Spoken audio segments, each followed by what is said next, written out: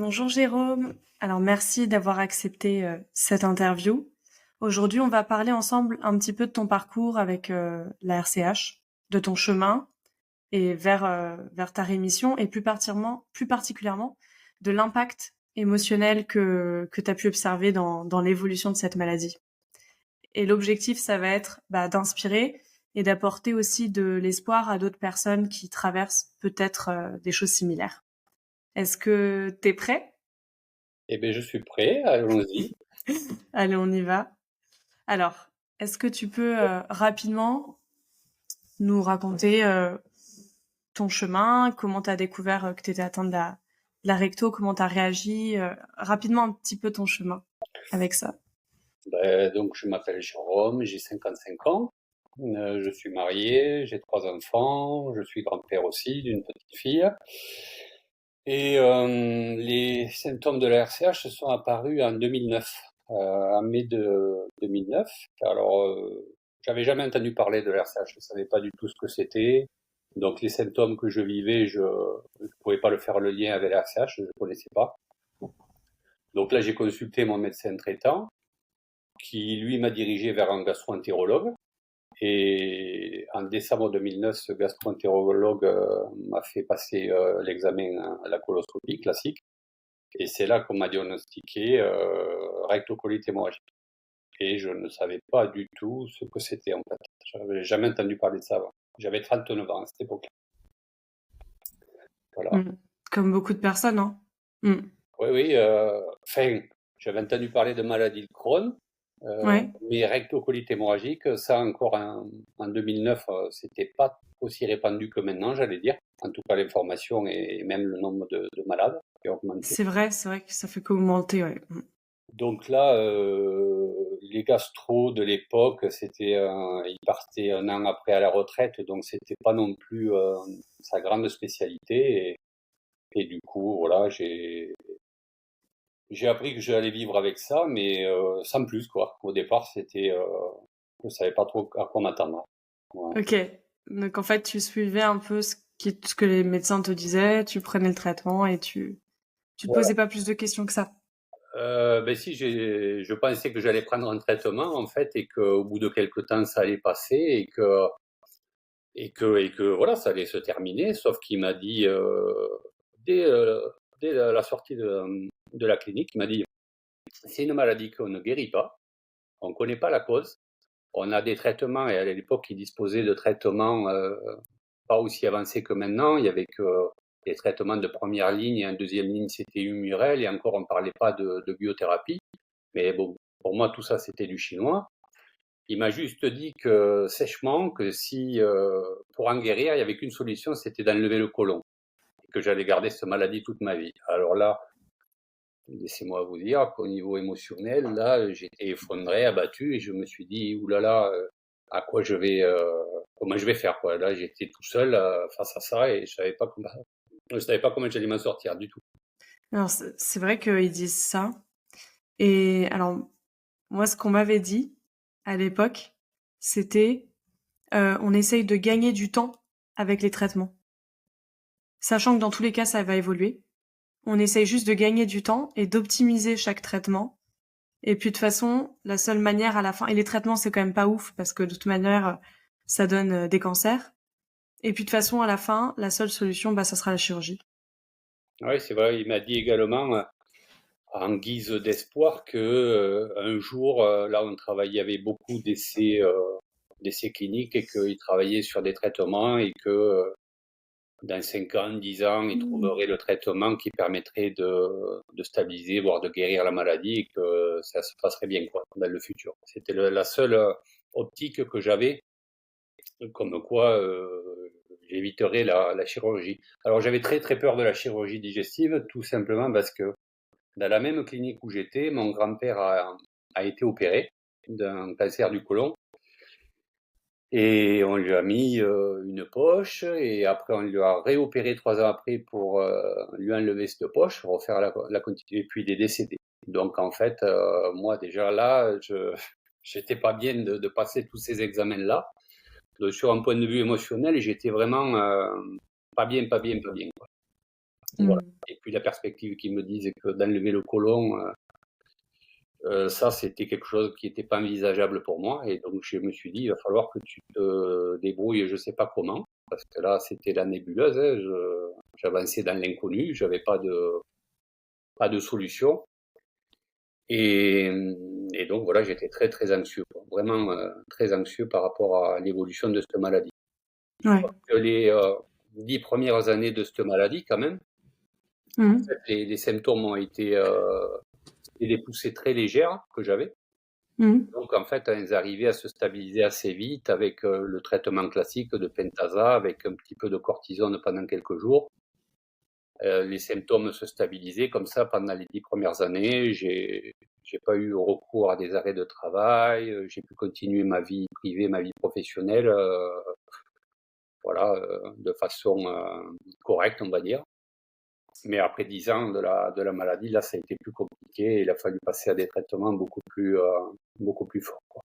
Ouais, en fait, tu as gagné du temps. Voilà, j'ai pendant 10 ans. Mmh. Mais j'ai quand même essayé d'autres choses pendant ces 10 ans-là, parce que pour moi, cette maladie, au départ, c'était uniquement en fait un problème alimentaire. Je voyais que c'était mon alimentation qui créait des problèmes digestifs et qui créait de l'inflammation. Et donc, je me suis focalisé vraiment essentiellement Sur la sur nutrition. l'alimentation, enlever le gluten, enlever les laitages. J'ai fait beaucoup de choses, beaucoup de choses. Mais quand même, malgré tout, les symptômes, malgré que j'avais fait beaucoup de choses, les symptômes revenaient à chaque fois. D'accord. Et ouais, bah oui. Et t'avais pas encore, en fait, enfin, tu as remarqué aujourd'hui le lien entre les émotions et les périodes de poussée. Ah, il m'a fallu du temps, hein, ça. Au début, vraiment, ben, en fait, parce que quand vous réagissez par rapport à des situations de votre vie privée ou professionnelle, en fait, vous savez pas que derrière se cachent des émotions qui n'ont pas été gérées, qui peuvent venir de votre passé lointain. Et donc, ben, je me suis aperçu que, par exemple, quand je vivais des situations de stress intense, mais surtout des conflits dans mon milieu professionnel qui étaient très hiérarchisés, où il y avait des Mmh. excès d'abus d'autorité, de pouvoir comme ça. Alors là, je me sentais frustré, en colère, mon corps se mettait en tension, je devenais rouge, mon corps rouge. Donc en fait, là, c'est les symptômes de l'inflammation. Mais je me rendais pas compte de ça, je le vivais En fait, ça te prenait aux tripes, comme on dit. complètement. Et puis ça, c'était inévitable. Quelques jours après, hein, c'était pas forcément immédiat, mais quelques jours après, ben, j'avais de nouveau des saignements et l'inflammation revenait. Et je faisais pas forcément le lien parce qu'il y avait des fois un décalage de quelques jours entre le moment où j'avais vécu ce conflit Mmh. et donc ma façon de réagir était très vive et avec une intensité à l'intérieur très forte et les symptômes arrivaient 2, 3, 4 jours après. Donc des fois on fait pas le lien, c'est comme comment dirais-je, c'est comme quand si vous êtes intolérant aux fruits de mer, il y a des gens ils vont réagir dans le quart d'heure qui suit, Mmh. ils vont réagir à l'intolérance et d'autres ça va être 2, 3 jours après. Mais on n'arrive pas à faire le lien avec C'est finalement vrai, c'était les crustacés que j'ai mangés il y a 3 jours qui 3 jours après me donnent tel symptôme au niveau digestif. Donc c'est ça. donc c'est pour ça qu'il m'a fallu du temps pour comprendre ce lien émotion et poussée de RCH. Et mais ça a été lors de notre premier entretien en fait, hein, qui Je t'ai titillé. pour résumer ma situation au niveau de RCH depuis septembre 2023. Euh, et fin août de 2023, en fait, j'ai eu un choc émotionnel très, très, très, très intense. Et le traitement que je prenais à l'époque, qui s'appelait vedolizumab, donc une biothérapie qui fonctionnait très bien. Et bien, suite à ce choc émotionnel, alors là, ça a été instantané. Dès le lendemain, Plus rien. c'était fini. Le médicament ne marchait plus. Et c'était un choc émotionnel qui était en lien avec des souffrances que j'avais vécues dans mon enfance qui étaient d'ordre très grave. Hein. Donc c'était voilà, vraiment très très grave. Et là, du jour au lendemain, les symptômes se sont arrêtés net. Et donc depuis septembre 2023 jusqu'à janvier 2025, j'étais en poussée permanente. Donc là, j'ai essayé un essai clinique qui n'a pas fonctionné en fin 2023. En 2024, on m'a donné un nouveau traitement qui n'a pas bien fonctionné et là, j'ai eu droit à une première hospitalisation pour une colite gauche sévère en février 2024, où j'ai passé là 8 jours à l'hôpital. Ils ont réussi à me stabiliser et là, ils m'ont mis une combothérapie, quelque chose de très lourd. Et donc, je tiens à préciser qu'à chaque fois que je suis rentré à l'hôpital, ça faisait suite à des situations d'ordre émotionnel très graves, en fait. Et pareil, donc c'était début février où j'ai eu une situation très très compliquée d'ordre émotionnel liée à mon passé très très grave. Et fin février, donc j'étais hospitalisé. J'ai pas forcément fait le rapprochement de suite. De suite. Là non plus, j'ai pas fait le rapprochement. Et rebelote, au mois de mai, je revis début mai un événement avec des tensions très événements au niveau émotionnel. Et là, par contre, là, je suis rentré pour une colite gauche grave et où je suis passé très très très très près de la chirurgie digestive. Je suis resté hospitalisé là un mois. Et là, j'étais au bout de tous les traitements. Donc en fait, quand on est au bout de tous les traitements, ils m'ont donné ce qu'ils appellent un traitement de 5e ligne qui fait partie des derniers traitements, le Stelara.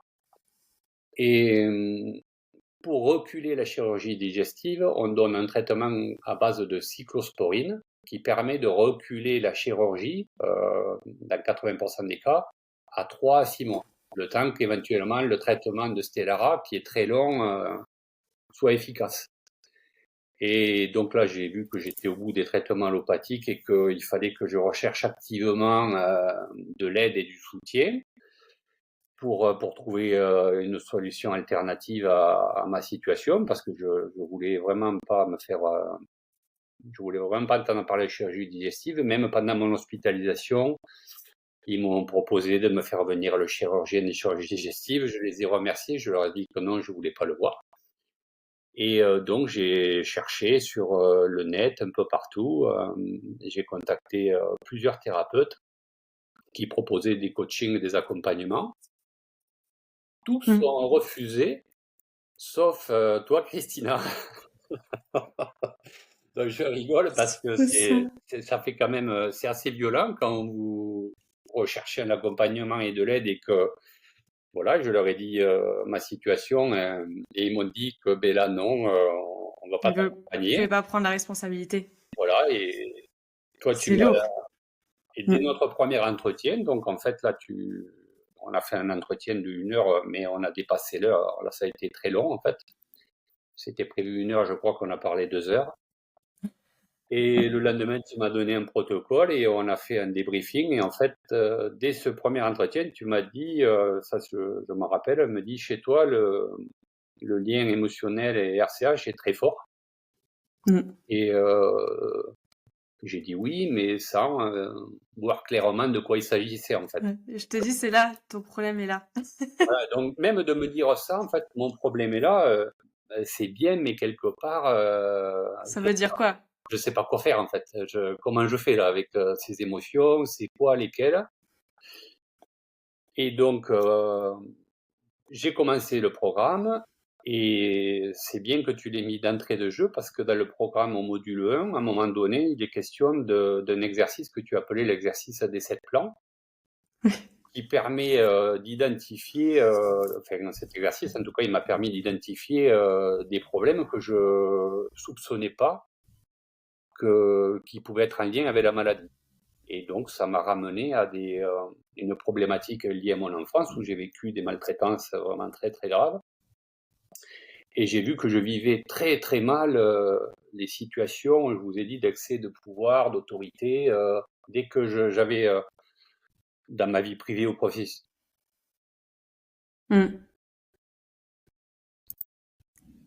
Ah, non, c'est bon, je t'entends. On a été coupé, je reviens. C'est pas grave. Je sais pas. Là, j'attends que les AirPods. Non, je t'entends. Non, t'entends. Il n'y Ouais. a pas de problème de mon côté. Là, les AirPods, ils marchent plus. Ah, ça y est, ça revient. Super. Donc, je reprends où j'en étais.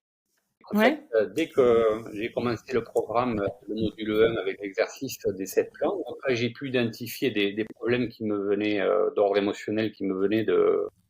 Donc j'avais 54 ans et les traumatismes que j'avais vécus, j'avais 10 ans. Donc en fait, il y a 44 ans en arrière, et je pensais pas que des traumatismes en fait que j'avais jamais gérés. Et j'en ai eu mm. 3 gros traumas avec des chocs émotionnels pendant mon enfance, mais vraiment si vous voulez, si aujourd'hui la personne qui m'a fait vivre ces traumatismes était encore en vie et qui passerait devant les tribunaux, la peine, c'est 30 ans de réclusion criminelle. Donc en fait, il s'agissait Très lourd. de faits très graves Mm. pour lesquels j'ai entrepris des démarches de reconnaissance et de réparation, où j'ai dû reparler de mon passé pendant cette période là où j'étais en poussée permanente. Et en fait, j'étais tout le temps en train Revivre. de revivre ces émotions jusqu'à ce que j'obtienne gain de cause quand même.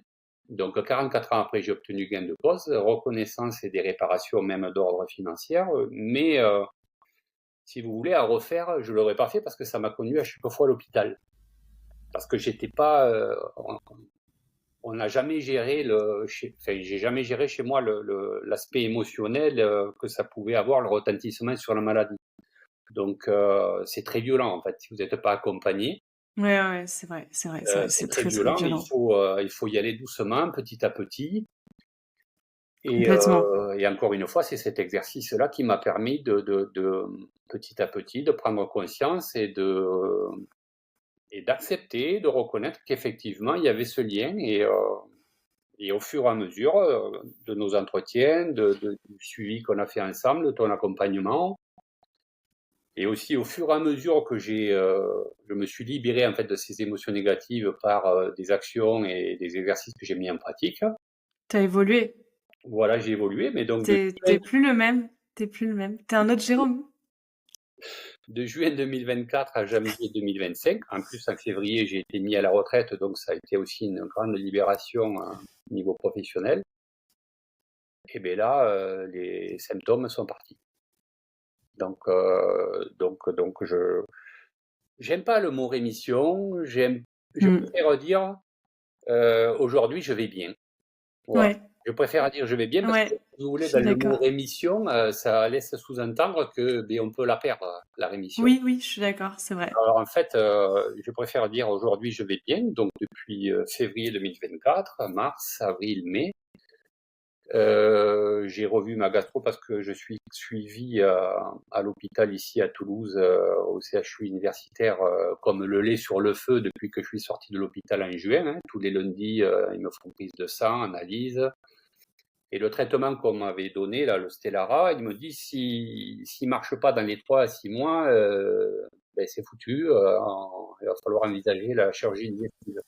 Donc je l'ai commencé au mois de mai, juin, juillet, août, septembre, octobre. J'étais toujours en poussée.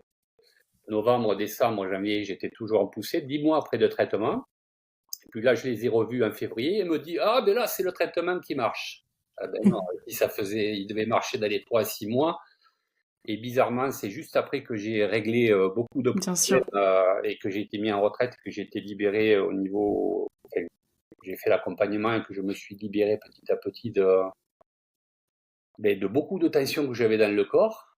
Alors, pour en revenir, comment c'est arrivé, enfin, tu m'as communiqué beaucoup d'exercices à Mm. faire. Et chez moi, ce qui a marché, c'était les exercices respiratoires, la cohésion cardiaque, les massages aux huiles essentielles sur le ventre, les exercices audio, par exemple, que j'ai pu trouver, moi, sur le lâcher-prise, mais c'est pareil. Ça, c'est comme le mot rémission, lâcher-prise. En fait, c'est un mot que je supporte pas parce que je n'arrivais pas à lâcher prise, en fait. Lâcher prise, dans les exercices, ils vous disent lâcher prise. Je n'y arrive pas.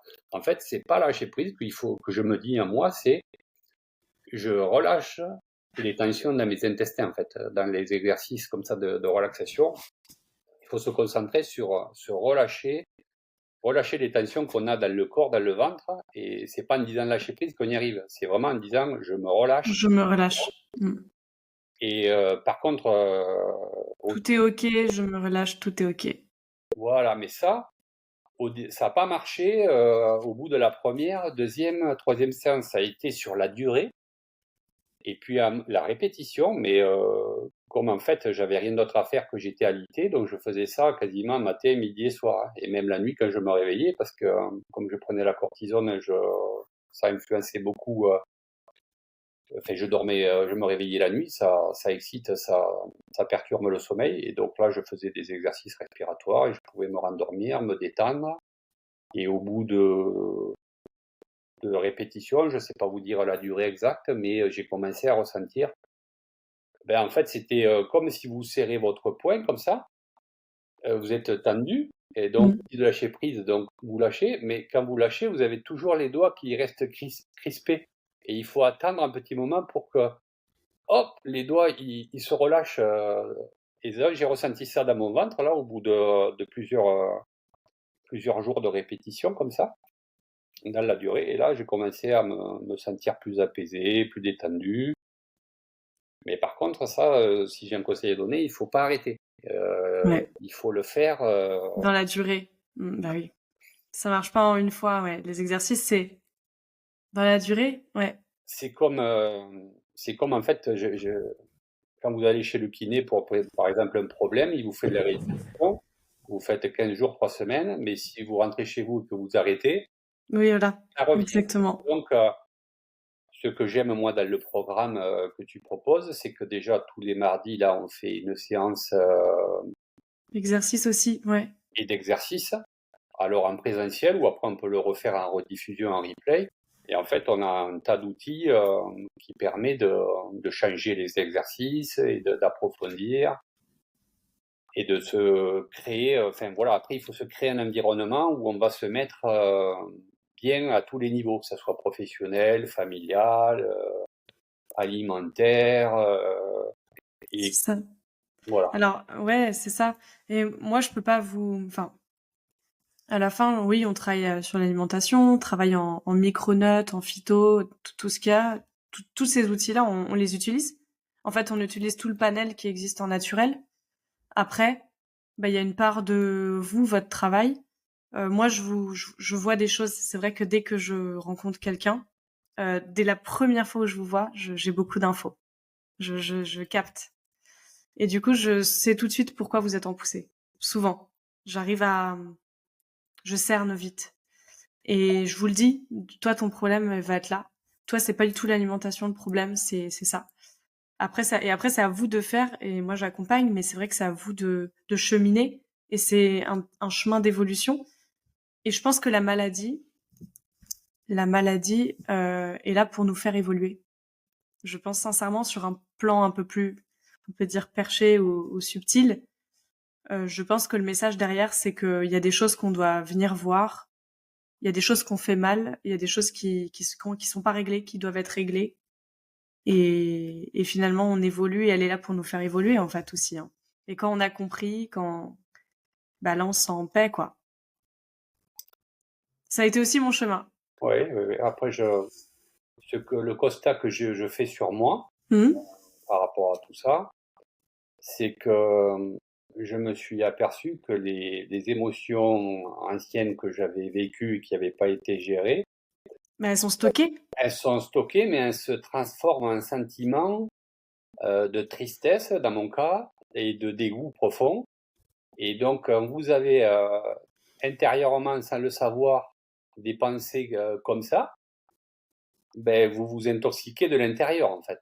C'est ça. Et Et c'est ça ça qui va travaille. plus malade. Et en fait, les exercices qu'on fait et la compréhension qu'on met sur la maladie doit amener, enfin pour moi, ça m'amène à comportementalement à changer profondément ma façon de voir les choses et de réagir.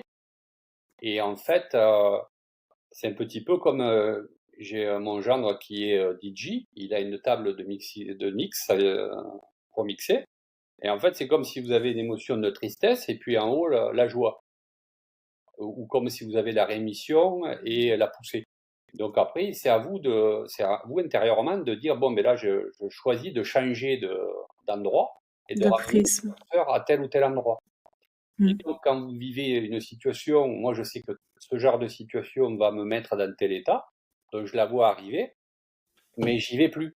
C'est pas que je la fuis ou que je m'en vais lâchement, c'est que je la vois, C'est mais plus je pour suis moi. encore plus dans le conflit parce que je sais que ça peut m'activer de la colère, de l'irritation, tout ça.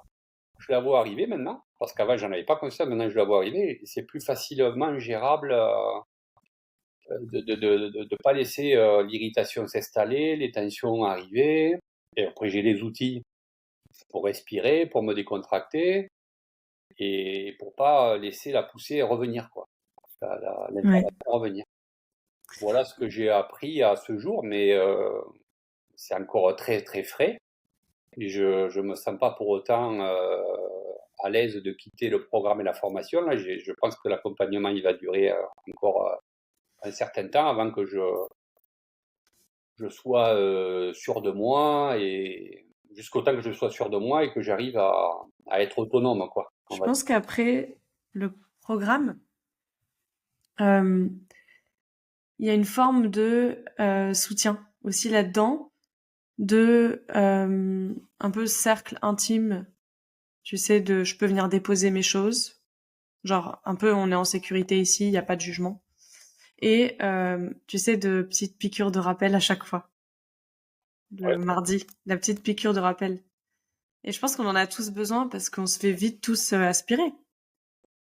C'est facile de se faire aspirer, c'est facile de... Surtout quand on est bien, je trouve, je dis tout le temps, il y a deux étapes. La première étape, c'est on arrive à la rémission. Et la deuxième étape, c'est on apprend à maintenant à le rester. Parce que souvent, il y en a plein qui font le retour en arrière, comme on est trop bien, repartir dans les travers et plus faire attention à tout ça. ouais, je suis dans cette situation, hein, puisque ça fait que depuis février que je suis stabilisé et que ça fait quand même pendant un an et demi en poussée permanente avec des C'est dur. hospitalisations à C'est l'île, très dur. isolé, C'est cloué super dur. chez moi parce que je pouvais pas sortir avec les symptômes que tout le monde connaît. Dès que vous allez mieux, ben vous avez envie de presque de rattraper entre guillemets le temps perdu. Et mais j'y étais quand même mollo. Je, j'y étais doucement, mais j'ai quand même fait quelques écarts. Et j'ai vu que l'alimentation chez moi, c'était pas Ouais. vraiment le problème. Et après, Non. j'ai fait des tests d'intolérance. J'ai très peu d'intolérance. J'ai retrouvé des tests d'intolérance que j'avais fait sur le gluten et j'en avais pas. Sur le lactose, j'en avais pas. Mais bien évidemment, quand vous êtes un poussé inflammatoire, si vous mangez des aliments qui sont inflammatoires ou quoi, ça va pas arranger. Donc il vaut mieux là les éviter complètement. Ça c'est inévitable. Mais comme encore pour moi c'est très frais la rémission, je ne fais pas d'excès quoi. Je reste vigilant et le plus possible. Après, c'est ça, quand on est bien, quand on a réussi à se mettre en rémission, c'est une histoire de dosage. En fait, on garde notre ligne, notre chemin où on mange sainement, parce qu'il faut pas repartir dans... On va pas se remettre à manger des Nesquik et Non, ça, Mais c'est on peut faire des écarts. On peut faire les écarts sociaux, on peut les faire et après ça dépend de ce qu'on vit à ce moment-là aussi. Il y a des moments où on peut moins en faire, il y a des moments où on va pouvoir plus en faire et on jongle et le tout c'est toujours se rapprocher de soi-même. J'ai envie de dire il faut s'écouter. Il faut écouter l'intestin. Il faut écouter notre corps. complètement. C'est ça, hein. Pour en revenir aussi aux séances qu'on a le mardi, ce que par exemple là, il y avait un garçon, je crois que c'est Kevin le prénom, Ouais. qui a parlé, qui avait pris, qui était dans un peu la même situation que j'ai vécu à un moment donné, et qui lui avait pris beaucoup d'aloe vera et que ça leur avait vraiment fait du bien. Et donc en fait, moi, je me suis servi aussi mais j'ai testé l'aloe vera, je me suis créé un jus vert Spécial, ouais. qui est adapté à moi parce que j'ai un profil de RCH, on va dire, un peu plus constipé. En fait, je me suis fait un jus vert à base d'épinards, carottes, pommes, curcuma, gingembre et aloe vera frais. Et ça aussi, j'ai vu que de suite, ça m'avait vraiment fait un bien fou. Et donc après là, je commence à ressentir dans mon corps qu'est-ce qui est bon pour moi et avoir de la ressource en fait. Par exemple, je suis parti en vacances et j'ai pas pu faire mes jus. Alors j'ai pris à la place des jus de betterave de Biocoop, là, les broches, là, Ouais. de betterave. Euh, C'était très bon, c'était très bien. Sauf que l'inconvénient du jus de betterave, c'est que ça colore vos urines en rouge et ça colore aussi vos selles en rouge. Alors quand j'ai vu que ça... Alors ça m'a... Vous voyez, rien que ça, psychologiquement, j'ai dit, hop, stop. Oh là là. Voilà, ça m'avait...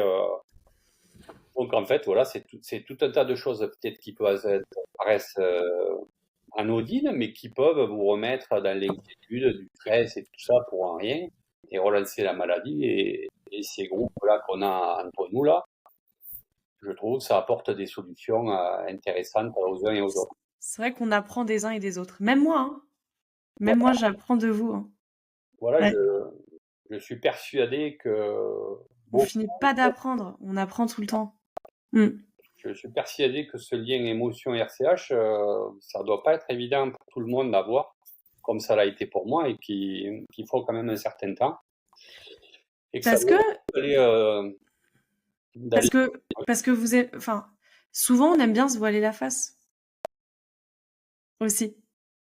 Ben, en fait aussi, quand on a vécu des émotions lourdes comme les miennes, par exemple, pour pouvoir continuer à vivre, j'allais dire normalement, on se construit une carapace. Donc moi, j'étais un enfant à l'âge de 10 ans qui était très menu. Je suis arrivé à 16-18 ans. Je faisais 115 kilos de muscles.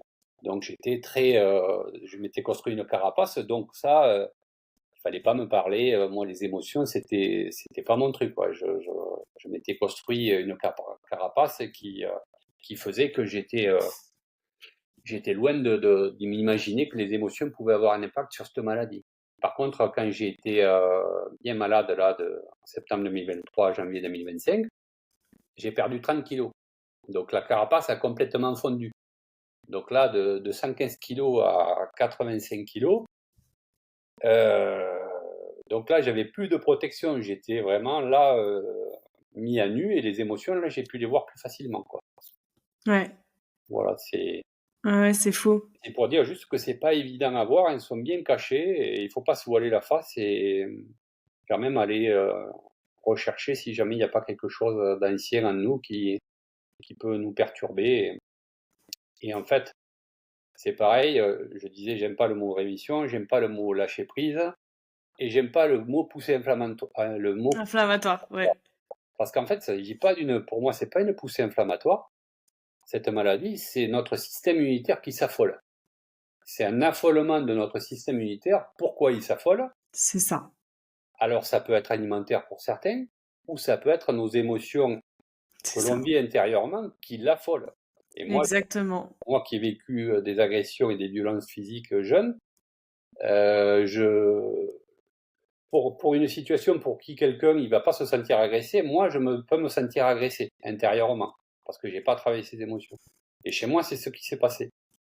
Et c'est ce que j'ai compris mais récemment. Hein. Bah J'ai oui. 55 ans aujourd'hui, j'ai compris ça il y a quelques mois, après 16 ans de RCH. Donc j'aurais compris ça parce qu'à l'époque, les gastro-entérologues ou même la médecine allopathique, ils étaient plus tournés vers des solutions alimentaires que, que Ça vers suffit pas. l'émotionnel. Ouais. C'est holistique. Et C'est donc, c'est tout ce holistique. que j'ai fait, moi. Tout ce que j'ai fait, c'était donc des recherches là-dedans, d'alimentation, etc. Et rien ne fonctionnait. Tous les régimes, tous les concepts, rien ne marchait. Bah ouais. Et là, par contre, je commence à avoir des résultats en me disant, voilà, par rapport à ce plan émotionnel lié à la maladie. Mm. Mais ça m'a pris beaucoup de temps et sans ton coaching, je pense que je passe à côté, quoi. Et tiens, en un mot, qu'est-ce que tu pourrais dire aux personnes atteintes qui errent, parce que la plupart errent, ou c'est vrai que de rentrer dans le programme, ça a un coût aussi, donc ça freine beaucoup de personnes. Mais qu'est-ce que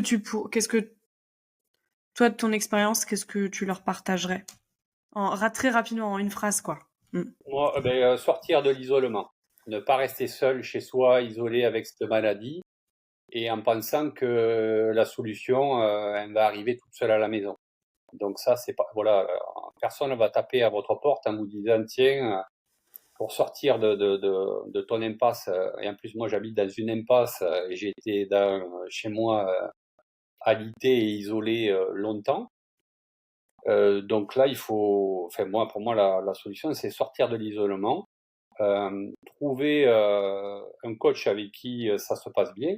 Alors, dans le cas de Christina, c'est Christina qui m'a dit si je vois que je peux t'aider, je te dirai OK ou pas. Donc voilà, jusqu'à voir qu'il y a un bon feeling et Ouais, que ça c'est soit important. possible, que ce soit compatible et que elle sente qu'elle puisse vraiment nous aider. Là, elle a été honnête, elle m'a dit OK, je vais t'aider. Et chez toi, c'est le côté émotionnel de la maladie que je vois de suite. Et donc là, je suis sorti de l'isolement. Et puis, comme j'étais en poussée permanente et que on a tout le temps des frayeurs quoi, avec la maladie qui se relance, vous avez quelqu'un à qui je pouvais contacter très régulièrement et très souvent. Je l'ai sollicité très très souvent au départ. Et en fait, ça vous apporte une aide psychologique et même des techniques et à mettre en place, des protocoles à mettre en place qui sont indispensables si on veut avancer et s'en sortir. Tout seul, moi, tout seul à la maison, j'y serais pas arrivé. Et pendant 16 ans, j'ai beaucoup erré comme ça seul, ou tâtonné à droite à gauche. Hmm. Et, et l'avantage, c'est que toi, tu connais bien la maladie parce que tu l'as eu. Parce que oui, je l'ai. Voilà, tu l'as. Tu vas bien, Ouais. mais tu as cette maladie et Et j'en étais au même stade que toi. voilà, J'en étais à l'opération, pareil, ouais. voilà, il y a ça. Et le fait, en plus, ce qui est riche, avec toi, c'est que comme tu traites essentiellement que ce genre de pathologie, eh ben, tu as beaucoup de recul et tu arrives à voir rapidement chez les patients, quoi, qu'est-ce qui peut être bon pour eux ou pas. Hmm. Mais et des fois, enfin, moi, pour moi, c'était pas très agréable à entendre que finalement, c'était mes émotions qui me créaient. Donc, en fait, que je me crée moi-même. C'est moi-même le déclencheur de mes pathologies par rapport à ma façon de réagir avec mes émotions que j'ai pas traitées. Donc ça, c'était pas très agréable à entendre, mais pourtant c'était la vérité. Hmm. Mais tu m'as mené ça gentiment, avec bienveillance, et j'ai fini par l'entendre et le voir. Mais par accepter d'aller mettre un Voilà, petit donc peu plus le nez dedans. c'est Ouais. de pas s'isoler, de se faire coacher et aider, de rejoindre même un groupe comme on a là le mardi soir. Moi, j'aime bien participer. Et entendre aussi le témoignage de plusieurs personnes et c'est enrichissant quoi. Ouais. Et voilà, de sortir de l'isolement, c'est pour moi la priorité. Bah écoute, merci beaucoup Jérôme pour tout ton partage, hyper sincère. Je pense que c'est très précieux et j'espère qu'il aidera d'autres personnes à se sentir moins seules, à s'ouvrir un peu, à se dire que ok, il existe des possibilités, il existe des chemins et que c'est possible. C'est juste possible. En tout cas, voilà. Donc merci encore. Et si tout ça vous parle, si vous vous sentez concerné, si vous êtes concerné, bah n'hésitez pas à rejoindre notre groupe, hein, à rentrer dans le programme. J'essaye de tout vous partager en fait, le maximum possible. Euh, c'est bienveillant. Il y a des personnes qui sont en rémission, donc qui tirent aussi les autres vers le haut. Et, et c'est une aventure qui est sympa. Vous trouverez tout dans ma bio sur mon site internet. Aujourd'hui, j'ai des offres pour tous les prix, enfin en fonction de vos budgets aussi. Dans tous les cas, n'essayez pas de rester seul et ouvrez-vous parce qu'il y a des choses à faire. Et l'objectif, c'est retrouver, se transformer et retrouver sa santé et ça marche. Voilà. Bon bah merci beaucoup. C'était avec plaisir. Et peut-être le mot de la fin, on a oublié de dire quelque chose qui me paraît important, Hmm. c'est que tu m'as toujours dit, et tu as toujours dit dans les réunions de groupe, de, de continuer à avoir nos soins allopathiques avec nos gastro-entérologues, de faire nos examens et de suivre les traitements qu'on nous donnait. Et en parallèle, de faire la médecine alternative avec toi, de tout ce que tu nous apportes, mais de pas lâcher, par exemple, la médecine allopathique du jour au lendemain, comme ça, quoi. Donc, toujours Oui, oui, faut pas se mettre dans l'extrême. Voilà. Après, c'est l'étape d'après d'arrêter, pour ceux qui veulent, hein. Franchement, ça demande quand même une grosse maîtrise de soi et d'avoir acquis beaucoup de choses. C'est vrai. Voilà, donc, Mais chaque chose en son temps. Et puis, aujourd'hui, moi, je n'ai plus rien, mais ça a été mon choix et ça a été un process sur des années, en fait. Je crois 5 ans, 6 ans. voilà, c'est ça que 6 je ans. veux dire, c'est que, Donc, il faut du temps, il faut pas être pressé, et il faut y aller étape par étape et doucement, et voilà. en fait, que les deux médecines, pour moi, elles étaient compatibles et Complètement. complémentaires. C'est ça qui, je voulais Ouais. dire que Oui. on quittait pas la médecine allopathique pour aller dans ton Non. protocole et que c'était une association des deux. Qui fait que ça va fonctionner. Voilà, Ouais. c'est ça. Puisque voilà, même si je vais bien maintenant, je continue d'apprendre le Stellara, même si je pense qu'il n'agit pas vraiment, c'était pas lui, mais je continue à le prendre, quoi. Ouais, bien sûr. Voilà, voilà. Bien sûr. Bon, bah, merci, Jérôme. Avec Merci plaisir. beaucoup. C'est moi qui Alors, pour tout.